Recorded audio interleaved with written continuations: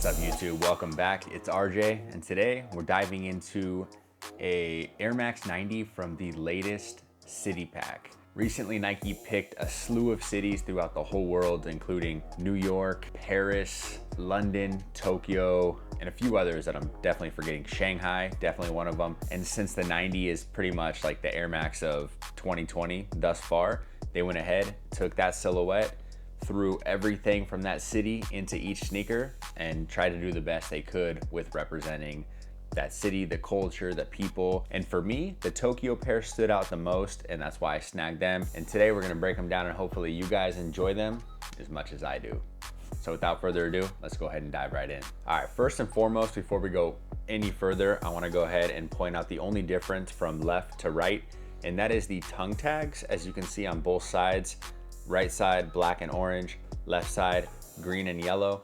And both of those tags are representing traffic signs that are just throughout Tokyo. I'm not exactly sure which each means. This one looks more like a construction zone thing. This one may be either medical or warning. If you guys are from Japan or been to Japan, have any idea exactly what those maybe represent, let me know in the comment section down below. I'd really appreciate it. So like we do with most of my videos, and I don't really know why, we'll go ahead and break down the left, leave the right on the side. So what you're gonna have on this particular pair is a full blue textile upper, including the base, the overlay, the mudguard, the top of the tongue. And that blue is gonna represent the pants worn by a slew of workers throughout Tokyo. You've got, you know, what I assume is a lot of the public service folk, and just city workers. I've personally never been to Tokyo, but I did my best to kind of research this pair. And so you'll have to forgive my ignorance. And like I said, if you're from the area, you've been there, whatever the case may be, if I stumble on anything or screw anything up, go ahead and let me know in the comments down below. Always open to really anything you guys might have to add. I really appreciate that. Full blue textile upper, everything representing the pants worn by the workers out there in Tokyo, Japan. Heading up to the lacing system, you've got bronze on both the top and bottom eye stays. I'm sure a lot of you are pretty familiar with the 90 classic silhouette, so I don't really gotta point out too much and let you guys know what each piece is doing. But you do have the bronze eye stays. Laces are a lightly waxed black cotton lace. I think they fit perfect with the whole design. Very well done. Both lateral and medial sides of the shoe feature a silver Nike swoosh. Same place it always is on the 90. Flipping over to the back panel, you have the classic Nike Air logo on a corduroy back tab. Again, I really have no negatives to say about the whole shoe. I think that corduroy hit is awesome. And then you've got these two little windows, both lateral and medial sides of the shoe. Typically they say Air Max in there, but what I assume maybe is something translated to Air Max is Japanese lettering in there. I'm not exactly sure if it says Air Max, maybe it says Tokyo, but there definitely is Japanese lettering in there.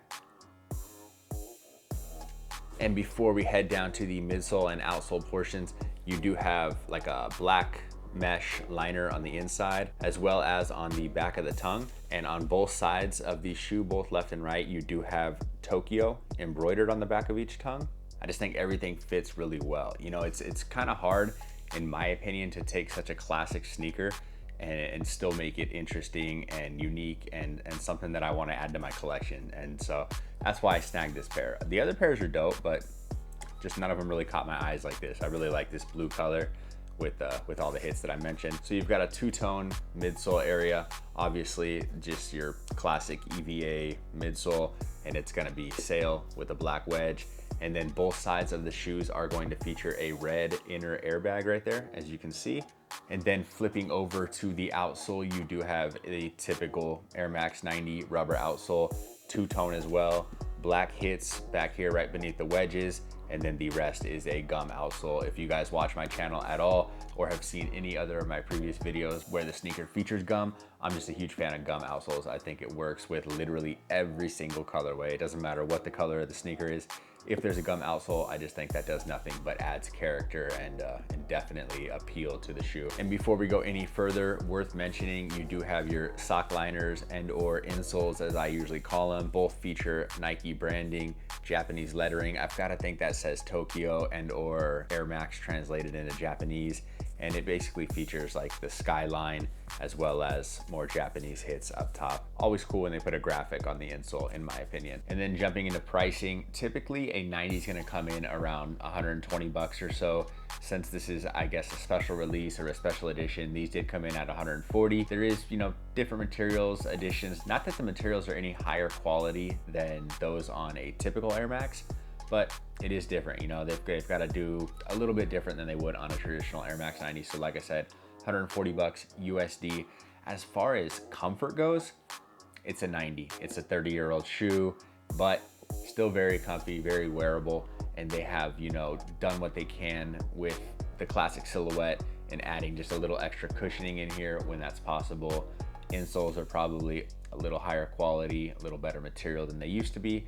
And so, like I said, the shoe is very wearable, but it's nothing compared to like a Nike React midsole, where you're gonna get a ton of cushion and response and just overall better wearability. And as far as sizing goes, I always go true to size with all my 90s. I wear a 10.5, that's what I picked up. They feel great, they always do. I don't really deter from that ever with a 90.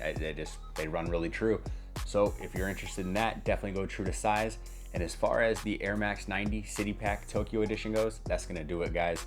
If you have any questions that I didn't answer in this video, go ahead and leave them in the comment section down below. I do my best to get back to every single person who does so. Other than that, if you haven't already, please leave a thumbs up on the video. Definitely helps the video gain traction. And if you're brand new to the channel and you enjoyed what you saw, do me a favor, hit that subscribe button, tap the bell, get a notification every single time I drop a video on this channel.